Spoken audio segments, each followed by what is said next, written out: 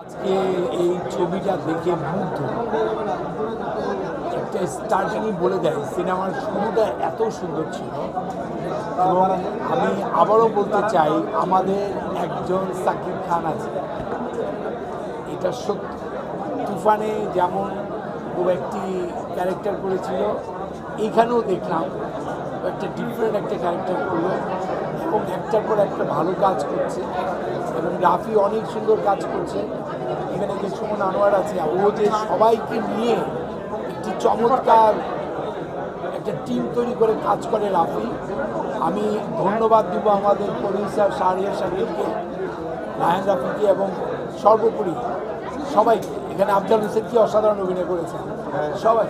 মানে আমি আসলে বলতে চাই যে বাংলাদেশে আমরা কোন অংশে বোম্বে ছবি থেকে পিছনে।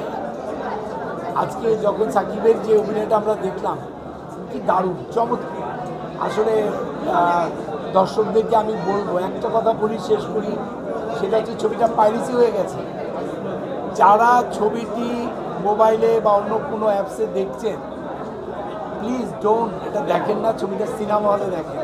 কারণ বোনেরা বোনের সুন্দর, শিশুরা মায়ের কোলে। আমি মনে করি সিনেমাটা বড় পর্দায় দেখতে হয়। তাণ্ডব সত্যিই তাণ্ডব করছে। ধন্যবাদ সবাইকে।